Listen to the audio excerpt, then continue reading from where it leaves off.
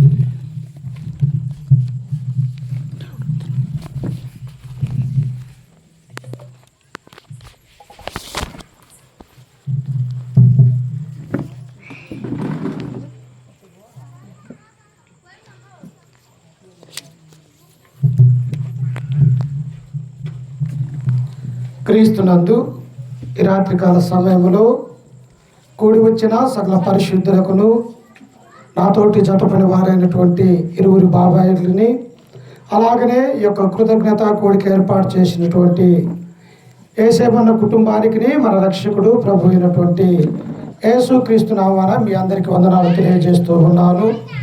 మరి ఇప్పటికే సమయం 9 గంటలుగా వస్తూ ఉన్నది. ఒక 20 నిమిషాలు లేకపోతే ఒక అర్ధ గంటలో దేవుని యొక్క వాక్యాన్ని మనమందరం కూడా ధ్యానించుకుందాము.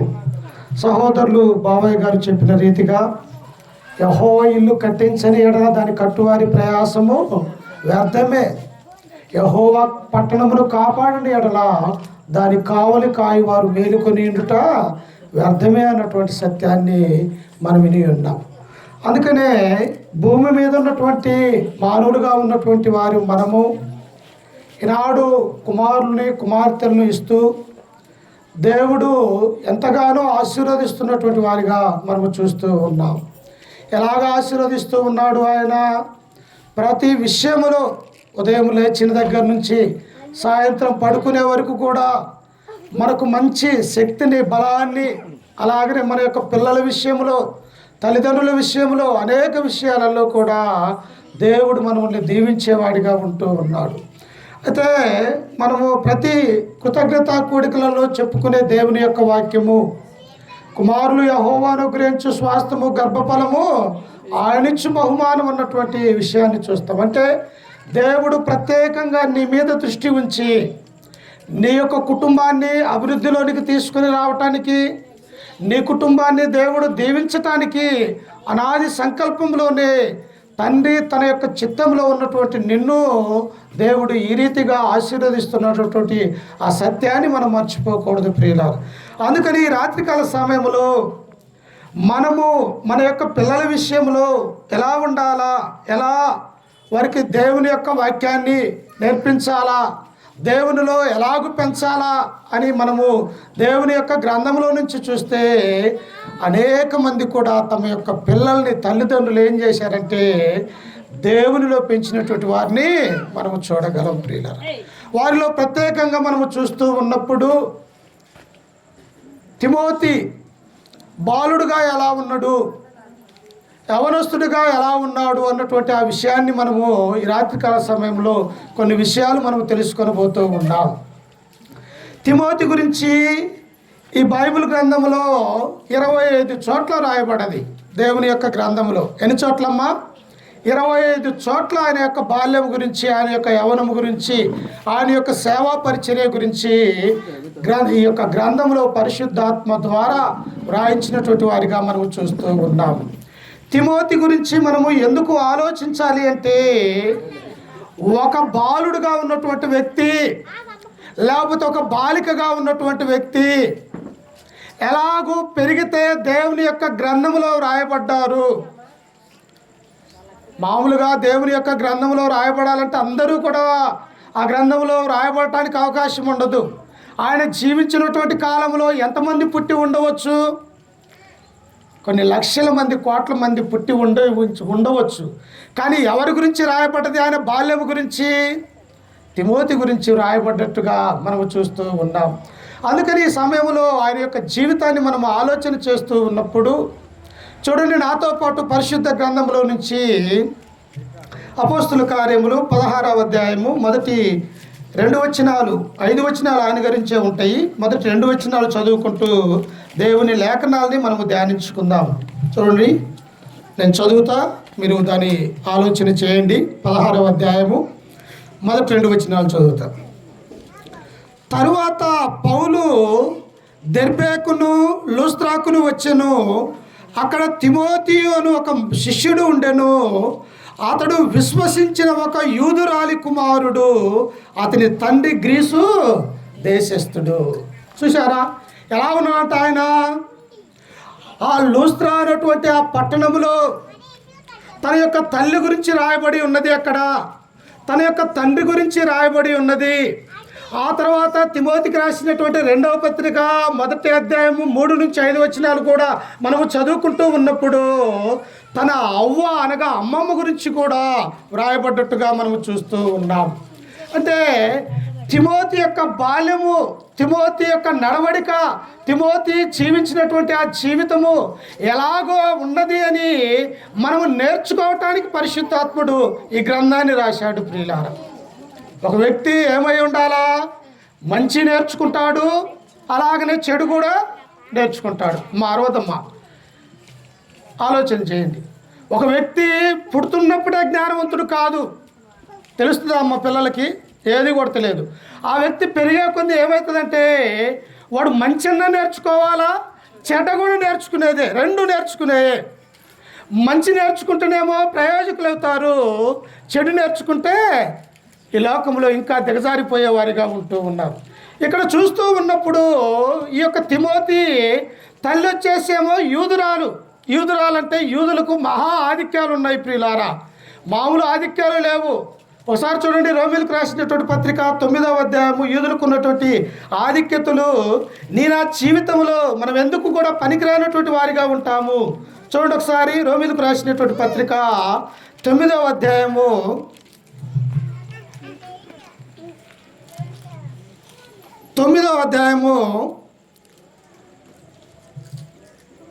2వ వచనాన్ని చదువుకుందాం. 9:2 క్రీస్తునందు నిజమే చెప్పుచున్నాను, అబద్ధం ఆడుటలేదు. పరిశుద్ధాత్మయందు నా మనస్సాక్షి నాతో కూడా సాక్ష్యం ఇచ్చుచున్నది. సాధ్యమైన ఎడల దేహ సంబంధులైన నా సహోదరుల కొరకు నేను క్రీస్తు నుండి వేరే శాపగ్రస్తుడినై ఉండకూడదును. ఎవరంటున్నారు ఈ మాటలు? నేను నిజమే తెలియజేస్తూ ఉన్నాను, అబద్ధం ఆడటలేదు. అపోస్తలుడైనటువంటి పౌలు రోమాలో ఉన్నటువంటి ఇశ్రాయేలు ప్రజలకి, యూదులకు ఆ విషయాల్ని తెలియజేస్తూ ఉన్నాడు. ఇదిగో శరీరరీతిగా నేను కూడా యూదుడై ఉన్నప్పటికీ కూడా యూదులుగా ఉన్నటువంటి మీరేమో దేవుని నుండి తొలగిపోయినటువంటి వారిగా మనము చూస్తూ ఉన్నాం. రోమాలో ఉన్నటువంటి అన్యులు క్రీస్తు వైపు మళ్ళినటువంటి వారిగా మనము చూస్తూ ఉన్నాం. కానీ మీరేమైపోతూ ఉన్నారు? మాకు దేవుని ధర్మశాస్త్రం ఉన్నదని ఆలోచన కలిగి ఉన్నారు. వీరేమంటూ ఉన్నారు అన్యులు? ఇదిగో మా కొరకు కూడా క్రీస్తు ఈ లోకానికి రక్షకుడిగా వచ్చారని వారు విశ్వసిస్తూ ఉన్నారు. కానీ మీరు దూరమైపోతూ ఉన్నారన్నటువంటి సత్యాన్ని ఆయన నేను అబద్ధం ఆడట్లేదు, నిజమే తెలియజేస్తూ ఉన్నానంటున్నాడు. చూడండి, ఇంకా వారికి ఉన్నటువంటి ఆధిక్యతలు అక్కడ ఏమున్నాయో చూడండి. యూదులకి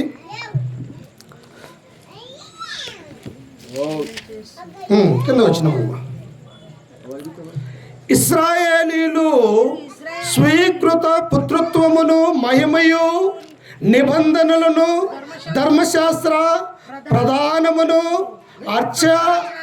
అర్చనాచారులను, వాగ్దానములు వీరివి.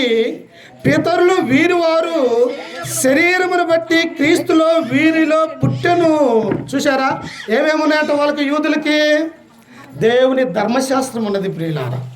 అర్చనాలు అంటే ఆనాడు ఉన్నటువంటి యెరూషలేము యొక్క మందిరములో కానీ, లేకపోతే గుడారములలో దేవుని యొక్క సన్నిధానములో కానీ, అక్కడ మందసములో కానీ లేవీలు, యాజకులు వీళ్ళందరూ కూడా ఆ చేసే ప్రతి నిబంధనలో కూడా వాగ్దానాలు, దీవెనలన్నీ కూడా ఎవరి అంటే యూదులే అన్నటువంటి విషయాన్ని ఇక్కడ తెలియజేస్తూ ఉన్నాడు. మనకున్నాయా అసలు? మనకు దేవుడు లేడు, మనకు ధర్మశాస్త్రం లేదు, మనకు అన్యులుగా పిలువబడుచున్నటువంటి వారిగా మనం ఉంటూ ఉన్నాం. అందుకని అక్కడ అపోస్తల కార్యములు 16వ అధ్యాయం 1-2 వచనాలు మనము చదువుకుంటున్నప్పుడు, లోస్త్రాలో అన్నటువంటి ఒక శిష్యుడు ఉండెను. అతని తల్లి యూదురాలు, అతని తండ్రి గ్రీసు దేశస్థుడు. తల్లి ఎవరంట? దేవుని ధర్మశాస్త్రం కలిగినటువంటిది తల్లి. దేవుని సత్యమేంటో తెలుసు. ఆదికాండం నుంచి మలాకి వరకు ఆ ప్రవక్తల గ్రంథాలన్నీ కూడా తల్లికి తెలుసు. కానీ తండ్రిగా ఉన్నటువంటి తిమోతి యొక్క తండ్రి అయినటువంటి గ్రీసు దేశస్థుడికి ఆ విషయాలు తెలియదు ప్రియులారా. అప్పుడు ఎలా పెరగాల తిమోతి?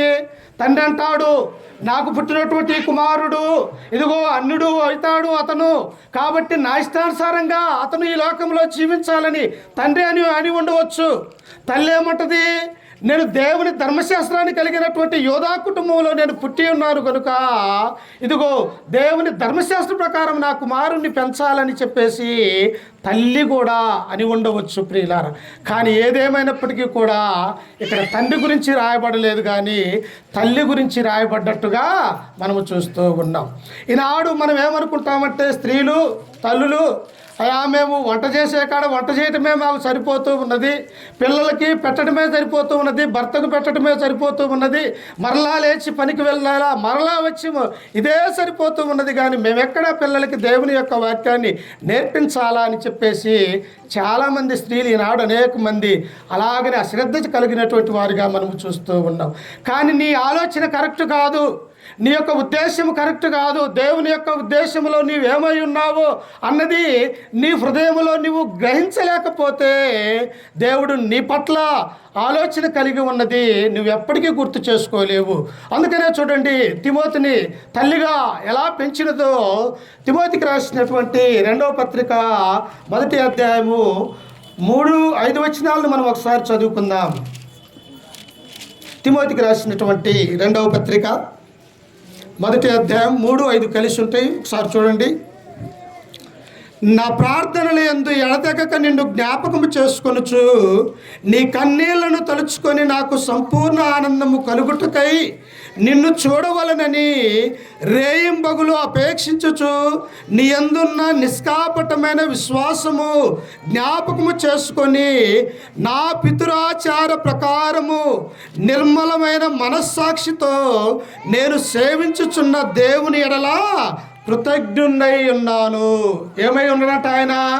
నేను ఈ రీతిగా అపోస్తులైనటువంటి పౌలుగా ఇదిగో నేను అనేక ప్రాంతాలలో దేవుని యొక్క స్వార్థను ప్రకటిస్తూ అనేక మందిని కూడా క్రీస్తులోనికి నడిపిస్తున్నటువంటి నేను కూడా దేవుని ఎడల ఏమై ఉన్నాడంట?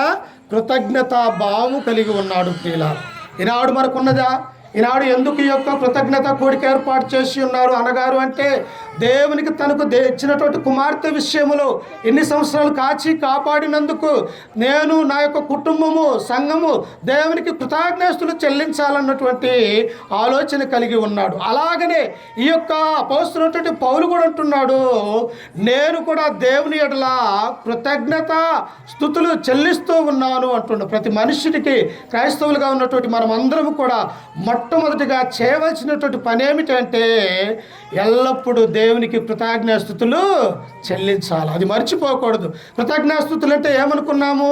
దేవుని యొక్క మందిరానికి వెళ్ళాలా, ఎక్కడ ప్రార్థన జరిగితే అక్కడికి వెళ్ళి మన ప్రార్థన విషయంలో, పాటల విషయంలో, వాక్యం వినే విషయంలో, ఆరాధన విషయంలో, ప్రతి విషయంలో కూడా మనము దేవునికి కృతజ్ఞాస్తులు చెల్లించే ఒక గొప్ప భాగ్యం మనకు ఉన్నదని మనం గుర్తెరగాల. అందుకని ఇక్కడ పౌలు అంటూ ఉన్నాడు, నేను కృతజ్ఞత కలిగి ఉన్నాను అని. అంతేకాదు కింద వచ్చినములు ఆయన గురించి ఏమంటూ ఉన్నాడో చూడండి. ఆ విశ్వాసము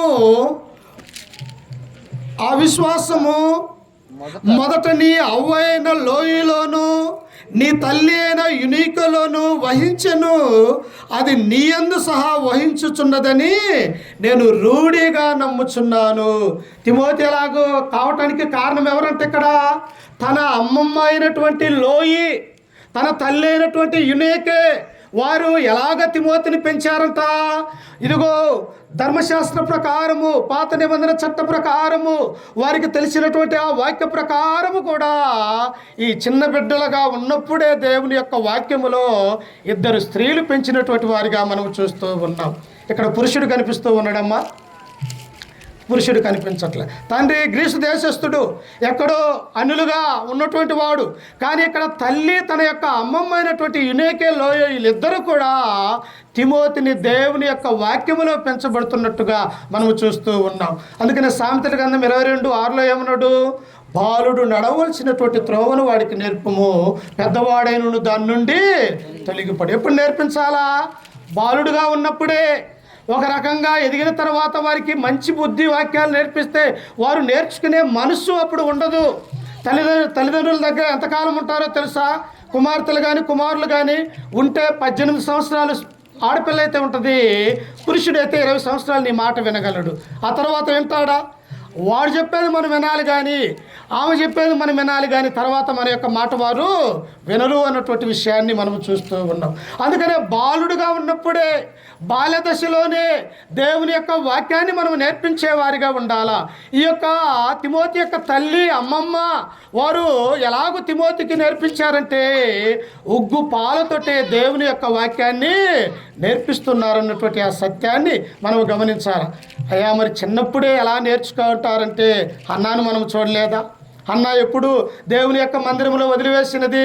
పాలు విడిచిన మరుసటి రోజే ఆ యొక్క యాజకుడైనటువంటి ఏలి దగ్గరికి తీసుకువెళ్ళింది మందిరానికి.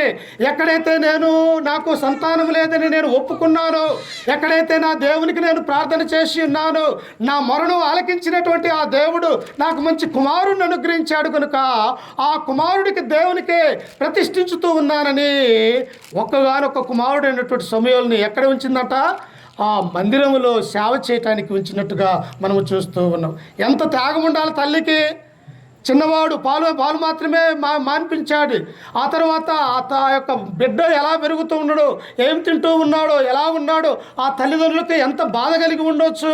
అయినప్పటికీ కూడా నా తండ్రి సేవలో ఉండాలా నా కుమారుడు అన్నటువంటి ఆలోచన కలిగి తల్లి అయినటువంటి హన్నా దేవుని సన్నిధానంలో పెంచినట్టుగా మనము చూస్తూ ఉన్నాం. ఇక్కడ కూడా తిమోతి యొక్క తల్లి అమ్మమ్మ ఏం చేసిందంటే తిమోతిని అలాగనే పెంచుతూ ఉన్నది. అందుకని ఈ సమయంలో చూడండి, ప్రసంగి గ్రంథము 12వ అధ్యాయము, ప్రసంగి గ్రంథము 12వ అధ్యాయము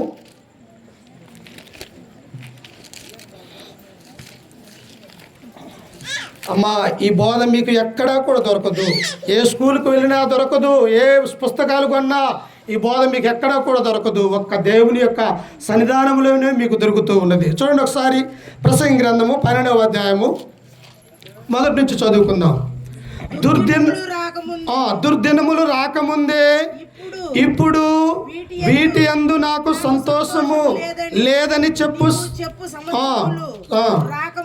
రాకముందే తేజస్సుకును సూర్య చంద్ర నక్షత్రములకును చీకటి కమ్మక ముందే, వాన వెలిసిన తర్వాత మేఘములు కమ్మక ముందే, నీ బాల్య దినములేందే నీ సృష్టికర్తని అమ్మా ఎప్పుడు తెచ్చుకోవాలంట? ఒక్కొక్కళ్ళు అంటారు, ఏమంటారంటే, అయ్యా మేము యవన కాలంలో ఉన్నాం కదా, యవన కాలం అంతా అనుభవించాలా, మేము యవన కాలం అంతా పాడు పనులు చేయాలా, ఆ తర్వాత ఒక 50 సంవత్సరాలు వచ్చిన తర్వాత దేవుని నమ్ముకోవాలా, అప్పుడు నమ్ముకుందాము చూద్దాంలే అంటారు. అప్పుడు నీకు దేవుడు నిన్ను ఇష్టపడతాడా?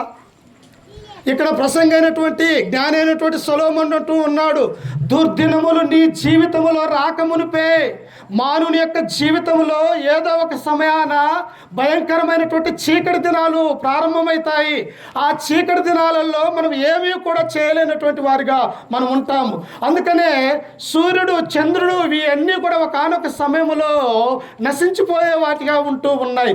కనుక భూమి మీద పుట్టినటువంటి నీవు దేవుణ్ణి ఎప్పుడు జ్ఞాపకం చేసుకోవాలి అంటే నీ బాల్య దినములేందే నీ సృష్టికర్తని స్మరణకు తెచ్చుకోవాలి. బాల్య దినములేందే నీ బాల్యములోనే, శిశు దశలోనే తల్లిగా ఉన్నటువంటి నీవు, తండ్రిగా ఉన్నటువంటి నీవు, అమ్మమ్మగా ఉన్నటువంటి నీవు, నాయనమ్మగా జేజనాయనగా ఉన్నటువంటి మీరు పిల్లల్ని సరైనటువంటి మార్గంలో పెంచాలి అని దేవుని యొక్క గ్రంథము తెలియజేస్తూ ఉన్నది ప్రియులారా.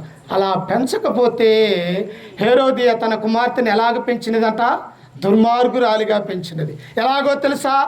దేవుని యొక్క వాక్యాన్ని బోధిస్తున్నటువంటి వాడు, ఏలియా యొక్క ఆత్మశక్తి కలిగినటువంటి వాడైనటువంటి బాప్తిస్మం ఇచ్చే యోహాను ఆయన స్వార్థను ప్రకటిస్తూ ఉన్నప్పుడు అది తప్పు అన్న విషయాన్ని అక్కడ తెలియజేసినప్పుడు, ఆయనను చెరసాలలో బంధించి ఉన్నప్పుడు తన తల్లి అయినటువంటి హేరోదియా ఒక కుట్ర పన్ని ఏం చేసిందో తెలుసా? ఇదిగో నువ్వు నా యొక్క భర్త ముందు నువ్వు నాట్యమాడు, ఇక్కడ ఉన్నటువంటి వారందరి ముందు కూడా. అప్పుడు రాజుగా ఉన్నటువంటి ఈయన ఏం కావాలా నీకు అని అడుగుతాడు. అప్పుడు నాకు బాప్తిస్మం ఇచ్చి యొక్క తల కావాలని నీవు అడగమని తల్లి ఏం చేసిందో తెలుసా? చెడ్డ బుద్ధులు నేర్పించినది ప్రియుల. ఈనాడు అనేక మంది తల్లులు కూడా ఏమని నేర్పిస్తున్నారో తెలుసా?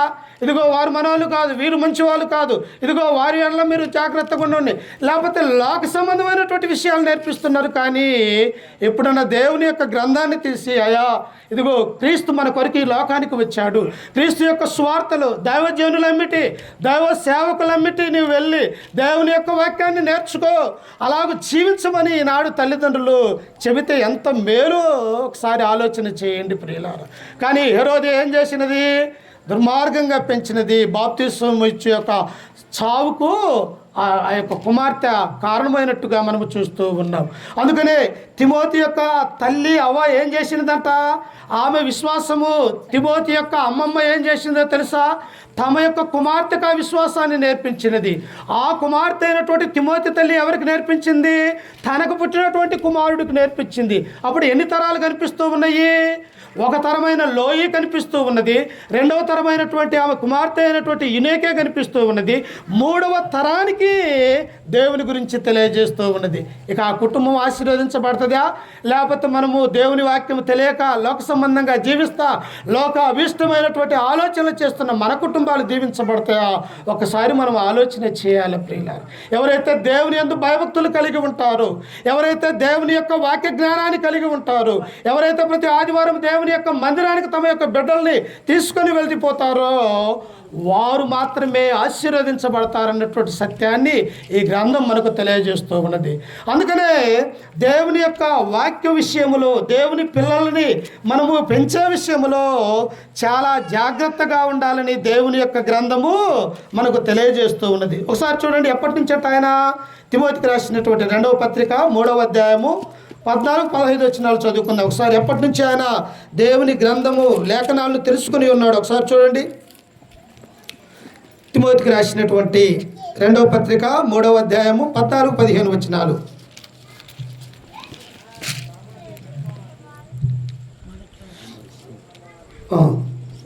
క్రీస్తు యేసునందుంచవలసిన విశ్వాసము ద్వారా రక్షణార్థమైన జ్ఞానము నీకు కలిగించుటకు శక్తిగల పరిశుద్ధ లేఖనములను బాల్యము నుండి నీవు ఎరుగుదువు. ఎలా నేర్చుకున్నాడు ఆయన?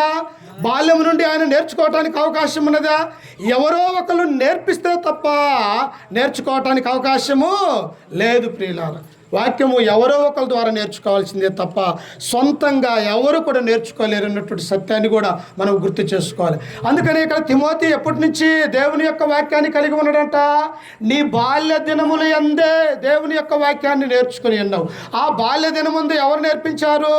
తమ తల్లి, తమ యొక్క అమ్మమ్మ అయినటువంటి లోయి యునేకే ఆయనకు నేర్పించినటువంటి వారిగా మనము చూస్తూ ఉన్నాం. అందుకనే ప్రియులారా, మన యొక్క జీవితంలో దేవుడిచ్చినటువంటి యొక్క గర్భఫలాలని, దేవుడిచ్చినటువంటి యొక్క స్వాస్థ్యాలని దేవునిలో పెంచాలి. కానీ భౌతిక సంబంధంగా మనము పెంచము. మొదటిగా తల్లిదండ్రులుగా మనం సరైనటువంటి పంతాలో ఉండాలా. మనము సరిగా దేవుని యొక్క సన్నిధానంలో ఉన్నట్టయితే మనల్ని చూసి మన యొక్క పిల్లలు కూడా మనతో పాటు ఆ యొక్క ఉండటానికి అవకాశం ఉంటూ ఉన్నది ప్రియులారా. నేను సరిగా లేననుకో, నా యొక్క భార్య సరిగా లేననుకో, నా పిల్లలు కూడా దేవుని యొక్క మందిరానికి రాలేరు. అందుకనే తల్లిదండ్రులుగా మనము దేవుని యొక్క మందిరములో దేవుని యొక్క ఆజ్ఞ ప్రకారము మనము నడుచుకున్నట్టయితే మన పిల్లలు కూడా అలాగ విశ్వాసము కలిగి ఉండటానికి అవకాశం ఉంటూ ఉన్నది. అందుకనే తల్లిగా, అమ్మమ్మగా, లేకపోతే తండ్రిగా మన యొక్క బాధ్యతలు ఏమిటంటే వారిని సరైనటువంటి రీతిలో పెంచగలగాల. ఒకసారి చూడండి, సామెతల గ్రంథం 1వ అధ్యాయము, సామెతల గ్రంథము 1వ అధ్యాయము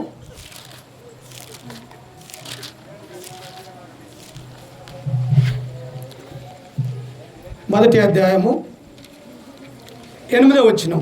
1వ అధ్యాయం 8వ వచనం.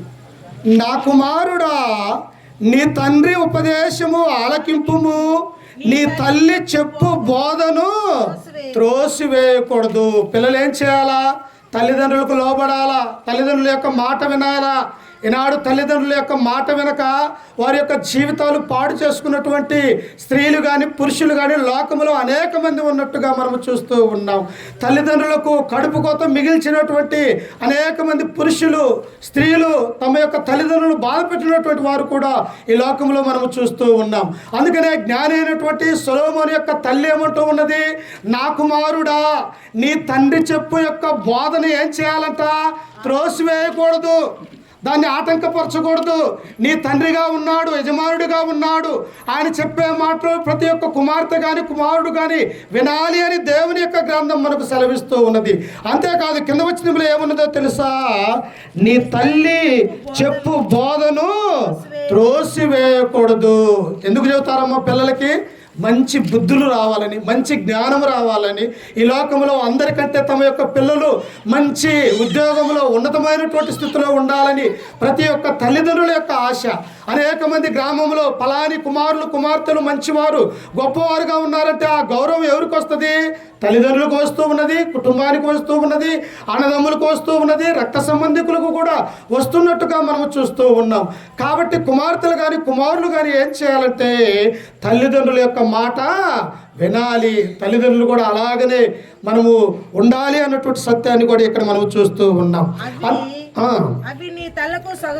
అవి నీ తలకు సొగసైన మాలికయు నీ కంఠమునకు హారములయుండును. హారాలు ఎక్కడ ధరిస్తారు? ఈ మెడకు ధరిస్తారు. ఎందుకు? హారం అనేది ఆ మెడకు చూస్తూ ఉన్నప్పుడు అది అందరికీ కూడా కనిపిస్తూ ఉన్నది.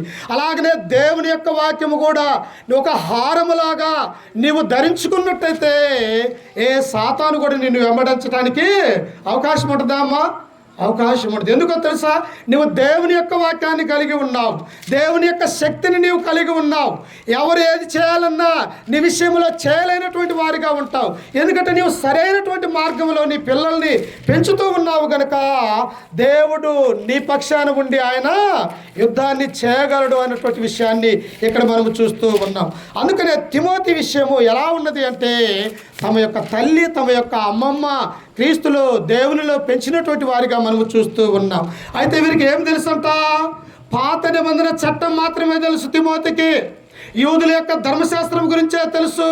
క్రొత్త నిబంధనలో ఉన్నటువంటి ఆ చట్టం ఆయనకు తెలియదు. అయితే పాత నిబంధన ప్రకారము ఏ వ్యక్తి కూడా రక్షించలేదు కనుక ధర్మశాస్త్రము ఇతనికి ఏమవసరమై ఉన్నది? అతనికి దేవుని క్రొత్త నిబంధన చట్టము అవసరమై ఉన్నది. ఇది ఎవరు బోధించారు? చూడండి, అపోస్తుల కార్యములు 16వ అధ్యాయము. ఇది ఎవరు బోధించారు? ఒకసారి ఇప్పటి వరకు పాత నిబంధన చట్టాన్ని కలిగి ఉన్నాడు. పాత నిబంధన చట్టాన్ని ప్రకారము మనుష్యుడికి రక్షణ లేదన్నటువంటి సత్యాన్ని మనం గ్రహించాలా.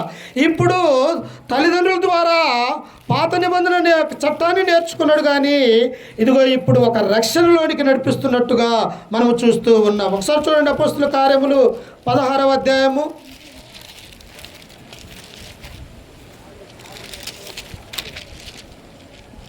ఈ గాలికి లేస్తా ఉండేవి. 2వ వచనం 16:2. అతడు లూస్త్రాలోను ఈకొనియలోను ఉన్న సహోదరులందరి వలన మంచి పేరు పొందినవాడు. ఎలా వస్తుంది నీకు మంచి పేరు? పొద్దున్న లేచి సిగరెట్లు లేకపోతే తాగుబోతనం పేకాట అల్లరి చిల్లరగా తిరిగితే వస్తుందా? లేకపోతే పొద్దున్న లేచి కుమార్తెలుగా ఉన్నటువంటి వారు తల్లిదండ్రుల మాట వెనక, అన్నదమ్ముల మాట వెనక, నాయనమ్మ నాయనయ్య మాటల వెనక వారి ఇష్టానుసారంగా తిరిగితే నీకు మంచి పేరు వస్తుంది ఆ గ్రామంలో, సంఘంలో? రాదు ప్రియులారా. ఎలా వస్తుంది? తిమోతి గురించి ఇక్కడ దేవుని పరిశుద్ధాత్ముడు ఏమన్నాడో తెలుసా? అతడు లూస్త్రాలోను దెర్బేలోను ఉన్న సహోదరులందరి వలన మంచి పేరు పొందినవాడు. మంచి పేరు నీకు రావాలి అంటే దేవునిలో పెంచబడాలా. నీకు మంచి పేరు నీకు నీ తల్లిదండ్రులకు రావాలి అంటే దేవుని యొక్క గ్రంథ ప్రకారం నువ్వు చదువుకునే వారిగా ఉండాలా. ఇక్కడ తిమోతి ఎలా ఉన్నాడు? మంచి పేరు పొందినటువంటి వాడిగా ఉంటూ ఉన్నాడు. అలాగనే నా జీవితంలో మన యొక్క కుమారులు కుమార్తెలు కూడా మంచి పేరు రావాలి అంటే వారిని దేవునిలో పెంచేవారిగా ఉండాలా ప్రియులారా. చివరిగా ఒక మాట చదువుకొని ముగించుకుందాం. చూడండి, కీర్తనలు 78వ కీర్తన ఒకసారి చూడండి. 78వ కీర్తన. సమయం ఇప్పటికే 78 అమ్మ. నా జనులారా ఒక నిమిషం అమ్మా, నేను తీసి చెప్తాను. 78 3 వచ్చినమ్మా. 78:3. మాకు తెలిసిన సంగతులను మా పితరులు మాకు వివరించిన సంగతులు. అమ్మా, ఎవరికి తెలిసిన సంగతులు? దేవుని యొక్క వాక్యము పెద్దవాళ్ళకి తెలుస్తుందా, చిన్న బిడ్డలకు తెలుస్తుందా? పెద్దవాళ్ళకి మనకే తెలియాలి. ఎందుకంటే మనమే దేవుని యొక్క మందిరానికి వెళ్తాం కాబట్టి, సువార్థికులు ఈ గ్రంథంలో ఉన్నటువంటి మాటలు బోధిస్తారు కనుక ఆ బోధ అనేది మనం వింటాము కనుక మా బోధ విన్నటువంటి ఆ వాక్యాన్ని మన పిల్లలకు చెప్పడానికి మనకు మాత్రమే అవకాశం ఉన్నది. అందుకని ఇక్కడ ఇశ్రాయేలు ఏమంటూ ఉన్నారంట, మాకు తెలిసిన సంగతులను మా పితరులు మాకు వివరించిన సంగతులను.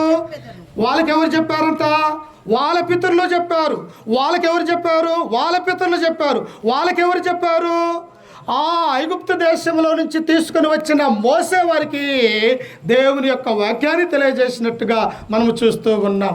ఇంకా చూడండి కింద వచ్చిన ఏమన్నదో, యెహోవా స్తోత్రార్హ క్రియలను, ఆయన బలమును, ఆయన చేసిన ఆశ్చర్య కార్యములను దాచకుండా వాటిని వారి పిల్లలకు 3 తరాలకు తెలియజేస్తూ ఉన్నారు. నువ్వు ఒక్కలకన్నా, నీకు పుట్టిన పిల్లలకన్నా నువ్వు చెబుతూ ఉన్నావా? ఇక్కడ 3 తరాలకి మా పితరులు మాకు బోధించారు, మాకు బోధించిన దాన్ని మా కుమారులకు బోధిస్తూ ఉన్నాము. ఆ తర్వాత మాకు పుట్టే తరానికి కూడా దేవుని యొక్క వాక్యాన్ని బోధిస్తూ ఉన్నాం. ఈనాడు మనము పొద్దున్న లేచి ఒకటే ఆలోచిస్తూ ఉన్నాం, నా కుమార్తెకు నా కుమారుడికి ఎంత డబ్బు సంపాదించాలా, అందరికంటే లక్షలు సంపాదించి పెట్టాలన్న ఈ ఆలోచనలతోటి మనం చెడిపోతూ ఉన్నాము. కానీ నా పిల్లల్ని దేవుళ్ళలో పెంచితే, నా పిల్లలకు మంచి మార్గాలు బోధిస్తే, నా పిల్లల్ని సరైనటువంటి మార్గంలో వాళ్ళని నేర్పిస్తే వారు నాకు పేరు తెస్తారన్నటువంటి ఈ ఆలోచన వదిలివేసి, ఎప్పుడైతే నువ్వు ధనాన్ని గురించి ఆలోచన చేశావు, ఎప్పుడైతే భౌతిక సంబంధమైనటువంటి విషయాల మీద నీ ఫోకస్ ఉన్నదో, నీ కుటుంబం అంతకంతకు కూడా దిగజారిపోవటానికి అవకాశం ఉన్నది ప్రియుల.